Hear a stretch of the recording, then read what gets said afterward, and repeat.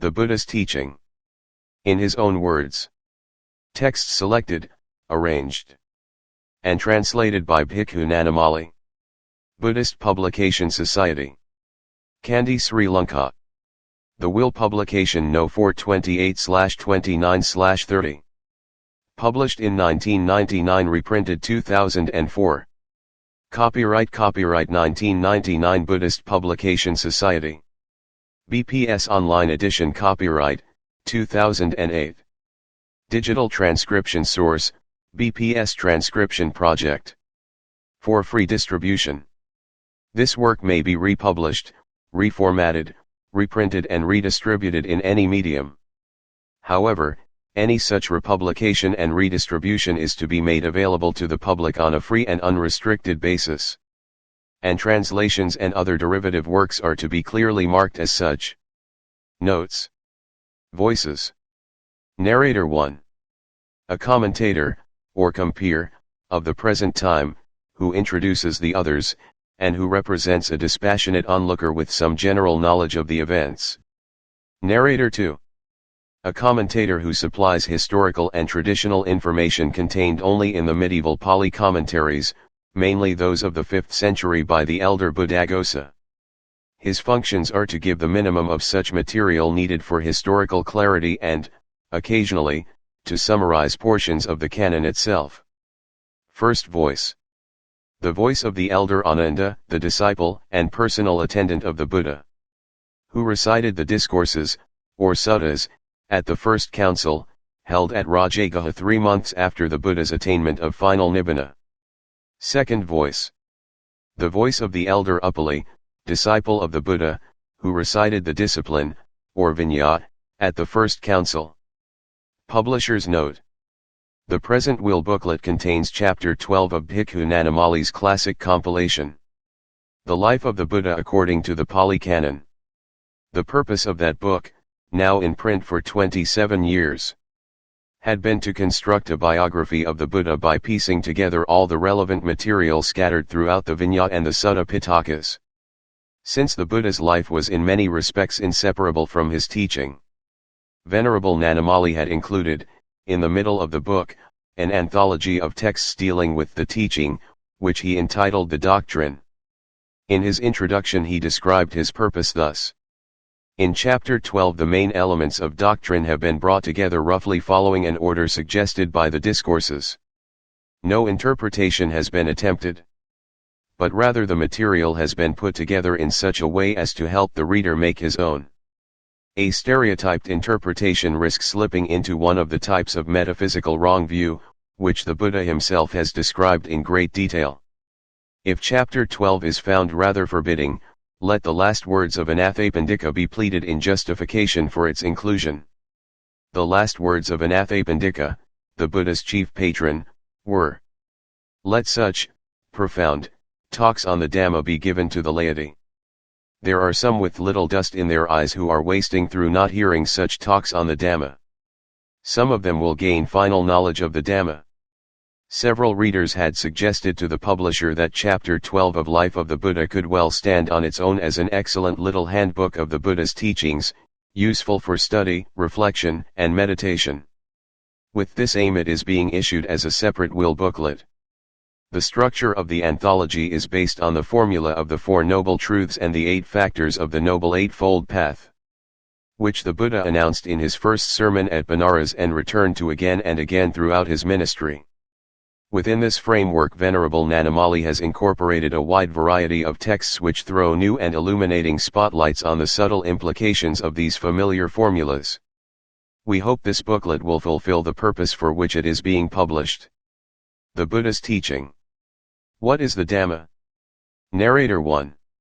What is the Dhamma that was well proclaimed by the Supreme Physician? Is it an attempt to make a complete description of the world? Is it a metaphysical system? First voice. The Blessed One was once living at Savatthi in Jeta's Grove. A deity called Rahitasa came to him late in the night, paid homage to him and asked, "Lord, the world's end where one neither is born nor ages nor dies nor passes away nor reappears, is it possible to know or see or reach that by traveling there?"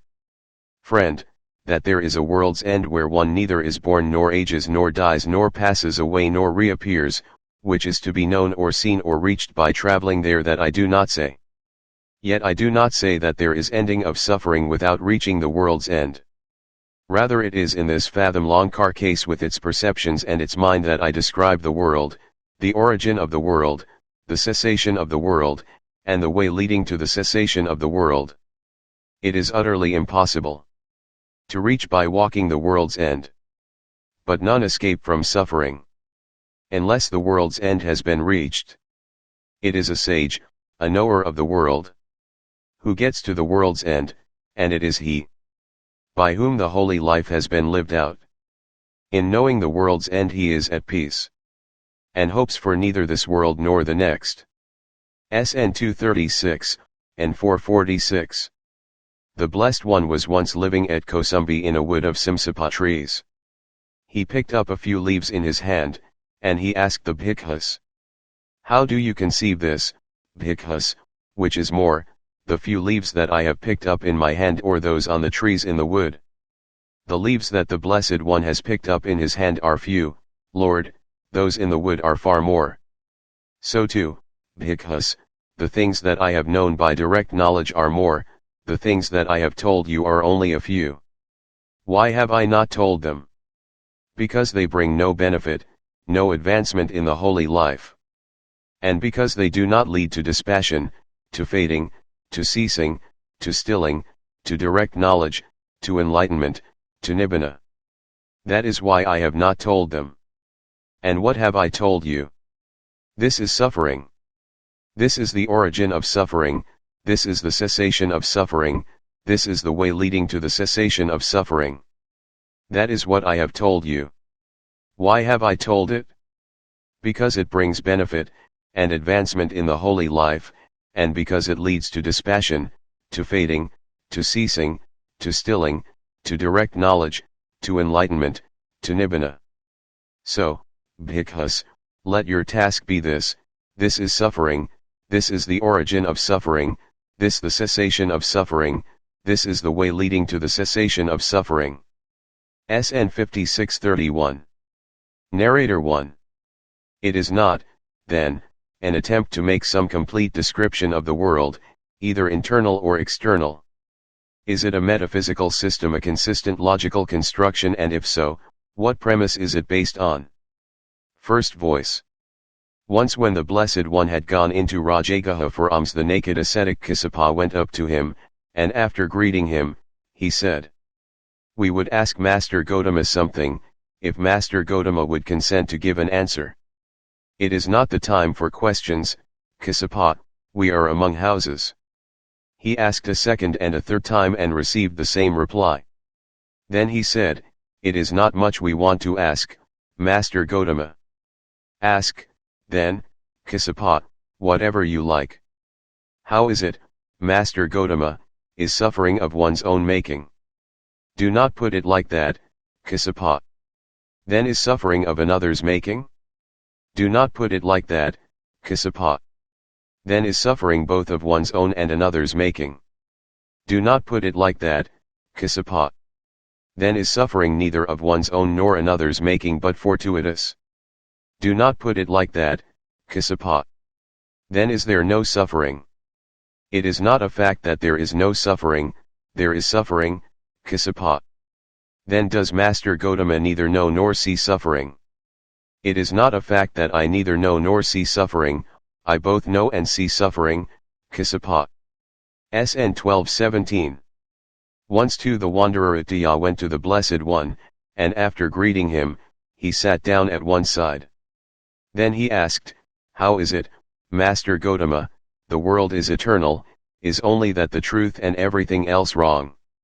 "That is not answered by me, Attiya." "Then the world is not eternal, is only that the truth and everything else wrong?" "That too is not answered by me, Attiya." "The world is finite, is only that the truth and everything else wrong?" "That too is not answered by me, Attiya."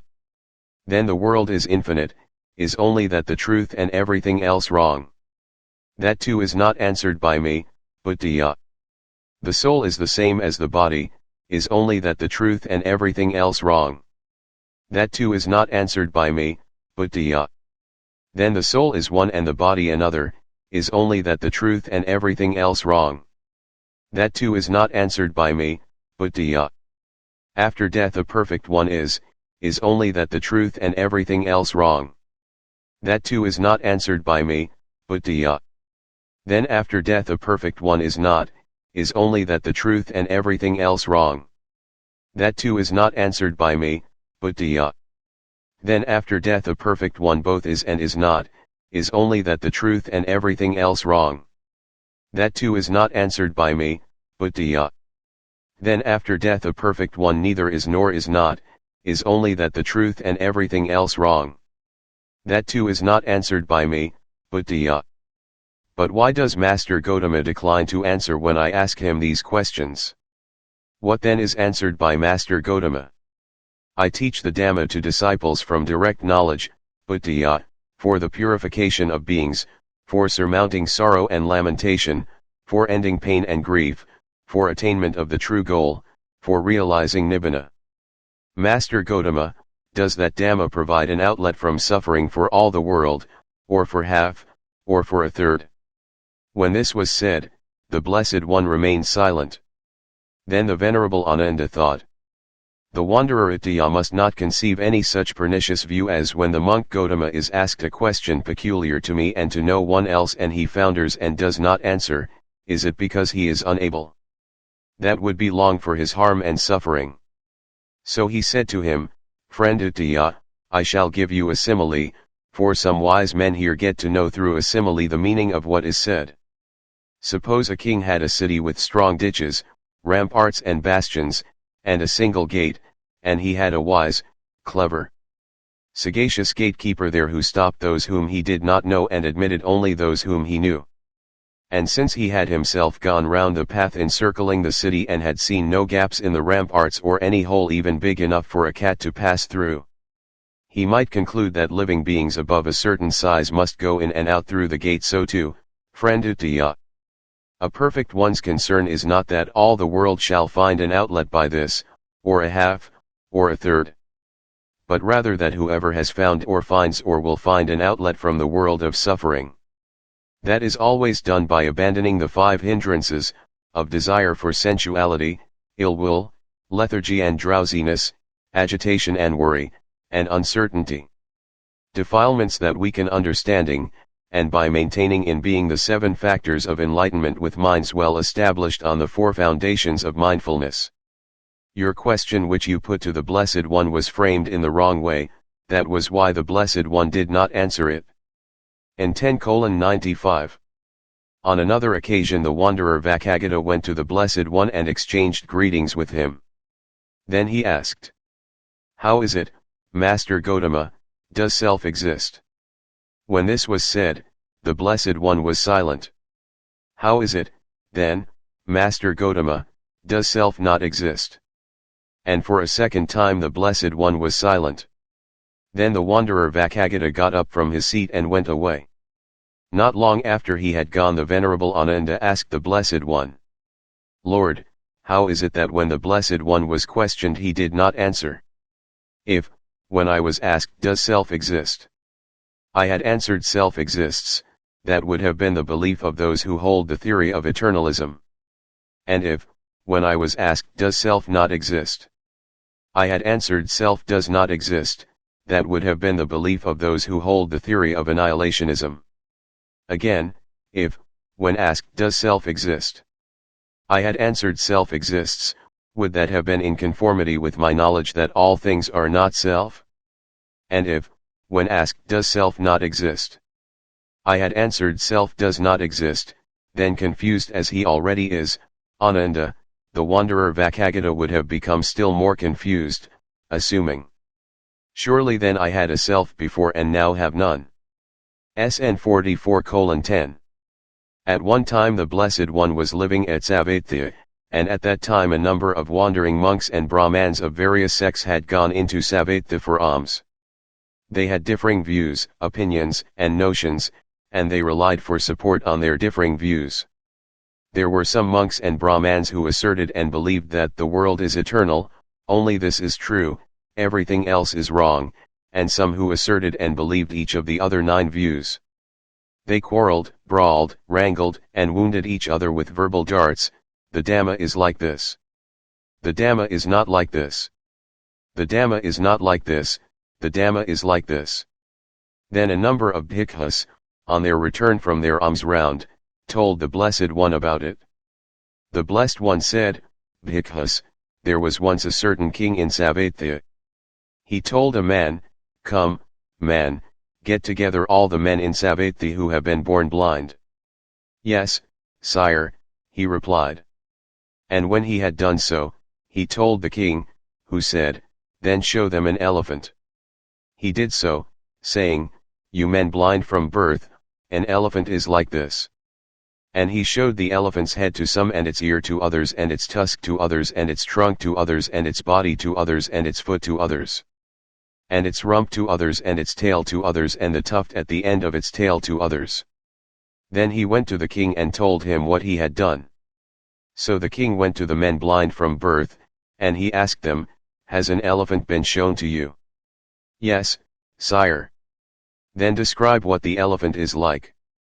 Now those who had been shown the head said, sire, the elephant is like a jar, and those shown the ear said it is like a winnowing basket.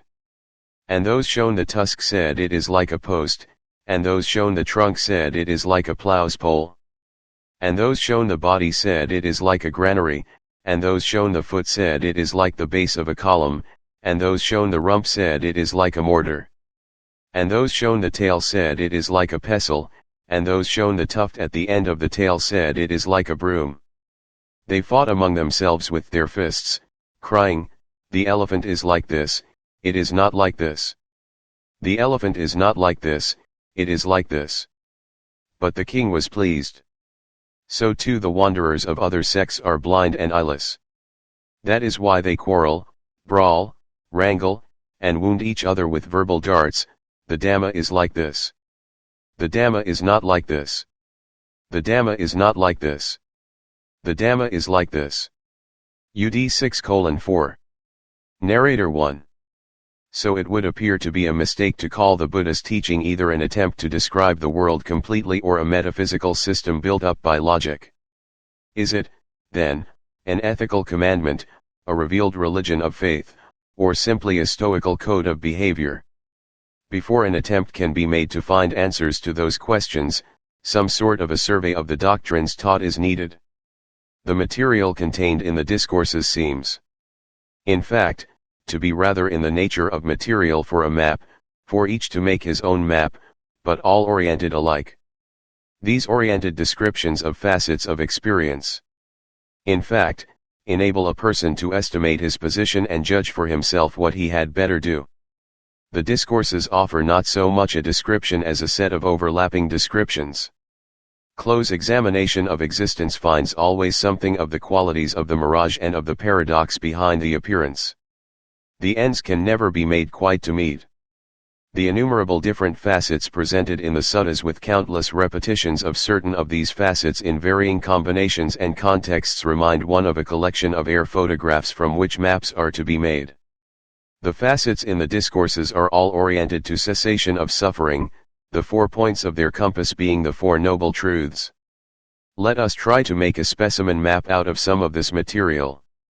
In this case, since a start has to be made somewhere, we can start for our baseline with birth, which, like death, is to the ordinary man an everyday fact and at the same time an insoluble mystery. There is no first beginning. Narrator 2. Is consciousness conceivable without a past? Can it be said to have a beginning? First voice. Bhikkhus, the round is beginningless. Of the beings that travel and trudge through this round, shut in as they are by ignorance and fettered by craving, no first beginning is describable. SN 15:1. That both I and you have to travel and trudge through this long round is owing to our not discovering, not penetrating, 4 truths. What 4? They are: I, the noble truth of suffering. 2, the noble truth of the origin of suffering. 3, the noble truth of the cessation of suffering. And, 4, the noble truth of the way leading to the cessation of suffering. DN 16. The Four Noble Truths. Narrator 2. Now here is a description of the Four Noble Truths. First voice. What is the noble truth of suffering? Birth is suffering, aging is suffering, sickness is suffering, death is suffering. Sorrow and lamentation, pain, grief, and despair are suffering. Association with the loathed is suffering, dissociation from the loved is suffering, not to get what one wants is suffering. In short, the 5 aggregates affected by clinging are suffering. 1. SN 56:11. 2. What is the noble truth of the origin of suffering? It is craving, which renews being, and is accompanied by relish and lust, relishing this and that. In other words, craving for sensual desires, craving for being, craving for non-being. But whereon does this craving arise and flourish? Wherever there is that which seems lovable and gratifying, thereon it arises and flourishes. DN 22. It is with ignorance as condition that formations come to be. With formations as condition, consciousness. With consciousness as condition, name and form. With name and form as condition, the sixfold base for contact. With the sixfold base as condition, contact. With contact as condition, feeling. With feeling as condition, craving. With craving as condition, clinging. With clinging as condition, being. With being as condition, birth. With birth as condition, aging and death come to be, and also sorrow and lamentation, pain, grief, and despair. That is how there is an origin to this whole aggregate mass of suffering. This is called the noble truth of the origin of suffering. And 3:61. 3. What is the noble truth of the cessation of suffering? It is the remainderless fading and cessation of that same craving, the rejecting, relinquishing, leaving and renouncing of it. But whereon is this craving abandoned and made to cease? Wherever there is that which seems lovable and gratifying, thereon it is abandoned and made to cease. DN 22. With the remainderless fading and cessation of ignorance there is cessation of formations. With cessation of formations, cessation of consciousness. With cessation of birth, aging, and death cease, and also sorrow and lamentation, pain, grief, and despair. That is how there is a cessation to this whole aggregate mass of suffering. This is called the noble truth of the cessation of suffering. And 3:61. For what is the noble truth of the way leading to the cessation of suffering? It is this noble eightfold path, that is to say, right view, right intention, right speech, right action, right livelihood, right effort, right mindfulness, and right concentration. DN 22. Of these 4 noble truths, the noble truth of suffering must be penetrated to by full knowledge of suffering. The noble truth of the origin of suffering must be penetrated to by abandoning craving. The noble truth of the cessation of suffering must be penetrated to by realizing cessation of craving. The noble truth of the way leading to the cessation of suffering must be penetrated to by maintaining in being the noble eightfold path. SN 56:11 and 29, adapted. These 4 noble truths, actualities, are real, not unreal, not other than they seem. SN 56:27. Narrator 1. The 4 noble truths are each analyzed and defined in detail. The truth of suffering. Narrator 2. It was said that the truth of suffering was, in short, the 5 aggregates affected by clinging. Here are definitions of them. First voice. What are the 5 aggregates affected by clinging?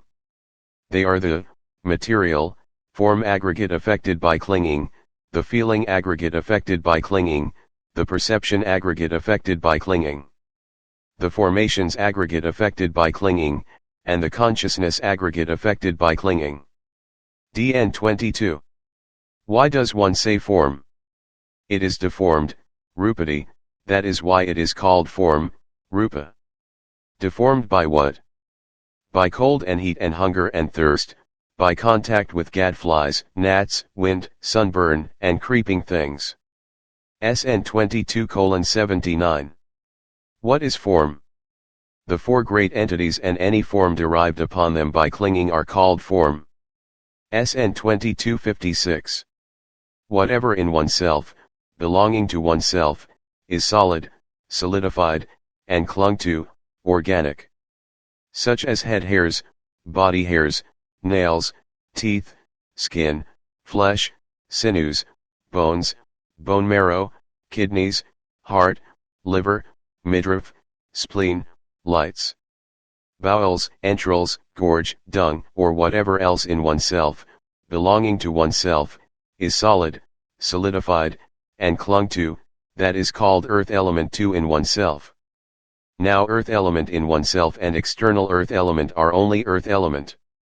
Whatever in oneself is water, watery, and clung to, such as bile, phlegm, pus, blood, sweat, fat, tears, grease, spittle, snot, oil of the joints, urine, or whatever else in oneself is water, watery, and clung to, that is called water element in oneself. Now water element in oneself and external water element are only water element. Whatever in oneself is fire, fiery, and clung to, such as that whereby one is warmed, ages, and is consumed, and whereby what is eaten, drunk, chewed and tasted gets digested and assimilated, or whatever else in oneself is fire, fiery, and clung to, that is called fire element in oneself. Now fire element in oneself and external fire element are only fire element. Whatever in oneself is air, airy, and clung to, such as upgoing winds, forces, downgoing winds, forces, winds, forces, in the belly and in the bowels, winds, forces, that pervade all the limbs. In breath and out breath, or whatever else in oneself is air, airy, and clung to, that is called air element in oneself. Now air element in oneself and external air element are only air element. Also whatever in oneself is space, spatial, and clung to, such as ear hole, nose hole, mouth door, and that, aperture, whereby what is eaten, drunk, chewed, and tasted is swallowed. And that wherein it is contained, and that whereby it passes out below, or whatever else in oneself is space, spatial, and clung to, that is called space element. Now space element in oneself and external space element are only space element. And space element has nowhere any standing of its own. MN 62. Any form whatever, whether past, future, or present, in oneself or external, coarse or fine, inferior or superior, far or near, that is affected by taints and provocative of clinging, that is called the form aggregate affected by clinging. SN 22:48. Why does one say feeling? It is felt, that is why it is called feeling. Felt as what? Felt as pleasure, as pain, or as neither pain nor pleasure. SN 22:79, CFMN 43. Whatever is felt bodily or mentally as pleasant and gratifying is pleasant feeling. Whatever is felt bodily or mentally as painful and hurting is painful feeling. Whatever is felt bodily or mentally as neither gratifying nor hurting is neither painful nor pleasant feeling. Pleasant feeling is pleasant in virtue of presence and painful in virtue of change. Painful feeling is painful in virtue of presence and pleasant in virtue of change. Neither painful nor pleasant feeling is pleasant in virtue of knowledge and painful in virtue of want of knowledge. MN 44. There are these six bodies of such feeling, feeling born of eye contact, of ear contact, of nose contact, of tongue contact, of body contact, and of mind contact. SN 22:56. Any feeling whatever, that is affected by taints and provocative of clinging, that is called the feeling aggregate affected by clinging. SN 22:48. Why does one say perception? It perceives, that is why it is called perception. Perceives what? It perceives, for example, blue and yellow and red and white. SN 22:79. There are these 6 bodies of perception: perception of visible forms, of sounds, of odors, of flavors, of tangibles, and of ideas. SN 22:56. Any perception whatever that is affected by taints and provocative of clinging, that is called the perception aggregate affected by clinging. SN 22:48. Why does one say formations? They form the formed, that is why they are called formations. What is the form that they form? Material, form as the state, essence, of form is the formed, compounded, that they form, compound. Feeling as the state of feeling is the form that they form, perception as the state of perception is the form that they form. Formations as the state of formations is the form that they form. Consciousness as the state of consciousness is the form that they form. 3. SN 22:79. 3 kinds of formations. Formation of merit, as action which ripens in pleasure, formation of demerit, as action which ripens in pain. And formation of imperturbability, as action, namely, meditation, which ripens in the formless states, which for as long as they last are unperturbed by perception of form, resistance, or difference. DN 33. 3 formations, in-breaths and out-breaths belong to a body. These are things bound up with a body, that is why they are a bodily formation. Having previously thought and explored, one breaks into speech, that is why thinking and exploring are a verbal formation. Perception and feeling belong to consciousness. These are things bound up with consciousness, that is why they are a mental formation. MN 44, CFMN 9. What are formations? There are 6 bodies of choice, for choice among visible forms, sounds, odors, flavors, tangibles, and mental objects. SN 22:56. Choice I call action. N 6:63. Any formations whatever, that are affected by taints and provocative of clinging. These are called the formations aggregate affected by clinging. SN 22:48. Why does one say consciousness? It cognizes, that is why it is called consciousness. Cognizes what? It cognizes, for example, the sour, bitter, pungent, sweet, alkaline, unalkaline, salty, and unsalty. SN 22:79. What does that consciousness cognize? It cognizes, for example, that there is pleasure, that there is pain, that there is neither pain nor pleasure. MN 43, 140. There are these 6 bodies of consciousness: eye consciousness, ear, nose, tongue, body, and mind consciousness. SN 22:56. Consciousness is called after the conditions due to which it arises. When consciousness arises due to eye and forms, it is called eye consciousness. Due to ear and sounds, ear consciousness. Due to mind and ideas, mind consciousness. MN 38. Feeling, perception, and consciousness are conjoined, not disjoined, and it is impossible to separate each from each in order to describe their different potentialities. For what one feels, that one perceives, and what one perceives, that one cognizes. By bare mind consciousness disjoined from the 5 sense faculties, the external base consisting of infiniteness of space can be known, thus infinite space. The external base consisting of infiniteness of consciousness can be known, thus infinite consciousness. And the external base consisting of nothingness can be known, thus there is nothing at all. A knowable idea is understood by the eye of understanding. MN 43. Consciousness depends for its being upon a duality, the duality of the in oneself and the external basis for contact. SN 35:93. Any consciousness whatever, whether past, future or present, in oneself or external, coarse or fine, inferior or superior, far or near, that is affected by taints and provocative of clinging, that is called the consciousness aggregate affected by clinging. SN 2248. These 5 aggregates affected by clinging have desire for their root. The 4 great entities, of earth, water, fire, and air, are the cause and condition for describing the form aggregate. Contact is the cause and condition for describing the aggregates of feeling, perception, and formations. Name and form is the cause and condition for describing the consciousness aggregate. MN 109.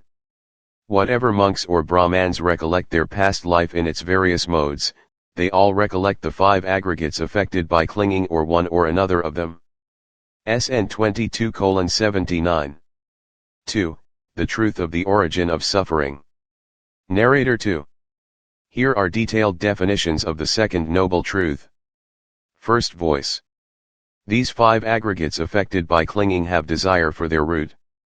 The clinging is neither the same as the 5 aggregates affected by clinging, nor is it something apart from them. It is the desire and lust comprised in them that is the clinging there.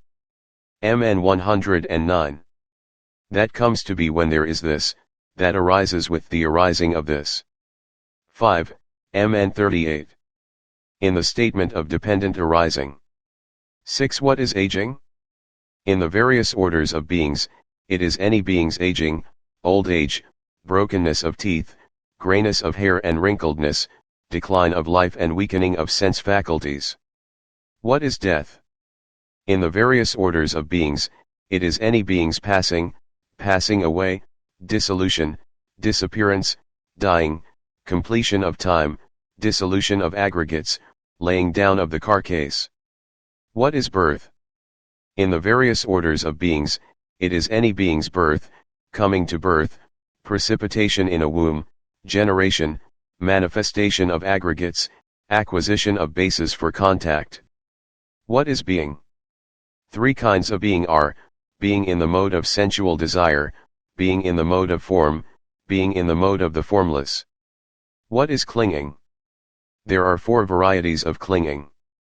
Clinging as the habit of sensual desire, clinging as the habit of wrong view, clinging as the habit of misapprehension of virtue and duty, 7.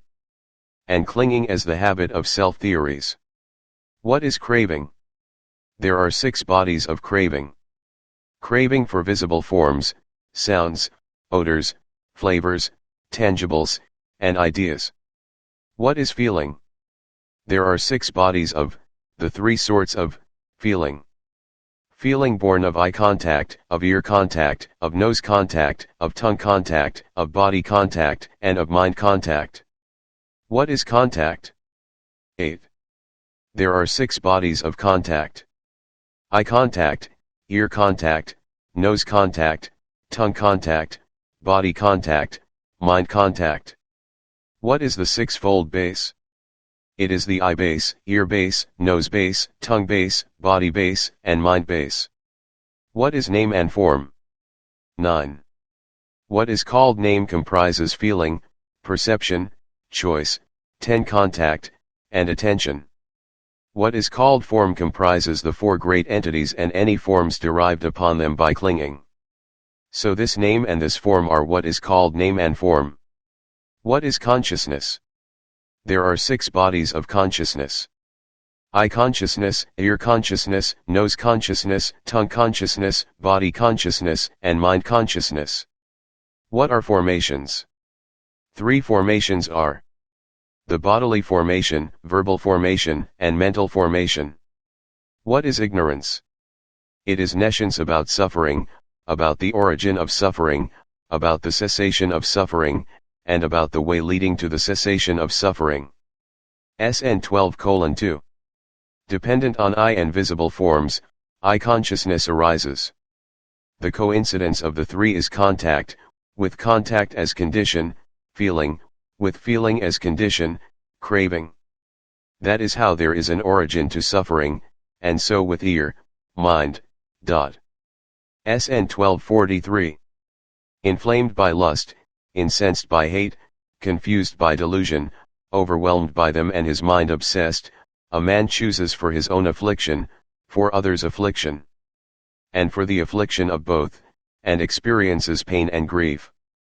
And 355. Being are owners of actions, heirs of actions, they have actions as their progenitor, actions as their kin, and responsibility, actions as their home refuge. It is actions that differentiate beings into the inferior and superior. MN 135. What is old action? Eye, ear, nose, tongue, body, mind, are old action, already, determined and chosen that must be experienced to be seen. What is new action? It is whatever action one does now, whether by body, speech, or mind. SN 35:145. This body is not yours or another's, but is past action, already, determined and chosen that must be experienced to be seen. SN 1237. It is choice that I call action, it is in choosing that a man acts by body, speech, and mind. There are actions whose ripening will be experienced in hell, in the animal womb, in the realm of ghosts, among human beings, and in heavenly worlds. Actions ripen in three ways. They can ripen here and now, on reappearance, or in some life process beyond that. And 6:63. Actions done out of lust or hate or delusion ripen wherever an individual selfhood is generated, and wherever those actions ripen, there their ripening is experienced. Whether here and now or on next reappearance or in some life process beyond that. And 333. There are four incalculables, which cannot be calculated, an attempt to calculate which would lead to frustration and madness. What four? They are the objective field of the Buddhas, the objective field of one who has acquired the meditations, the ripening of action, and the calculation of the world. And 4:77. The world is led by mind. SN 1:72. 3. The truth of the cessation of suffering. Narrator 2. Here are detailed definitions of the third truth. First voice. That does not come to be when there is not this, that ceases with the cessation of this. MN 38. Dependent on I and visible forms, I consciousness arises. The coincidence of the three is contact, with contact as condition, there arises what is felt as pleasant or as painful or as neither painful nor pleasant. If, on experiencing the contact of pleasant feeling, one does not relish it or welcome it or accept it, and if no underlying tendency in one to lust for it any longer underlies it, if, on experiencing the contact of painful feeling, one does not sorrow or lament or beat one's breast, weep and become distraught, and if no underlying tendency in one to resistance to it any longer underlies it, if, on experiencing the contact of neither painful nor pleasant feeling, one understands, as it actually is, the arising, disappearance, gratification, dangerous inadequacy, and escape, in the case of that feeling. And if no underlying tendency in one to ignorance any longer underlies it, then, indeed, that one shall make an end of suffering by abandoning the underlying tendency to lust for pleasant feeling, by eliminating the underlying tendency to resist painful feeling, and by abolishing the underlying tendency to ignore neither painful nor pleasant feeling, that is possible.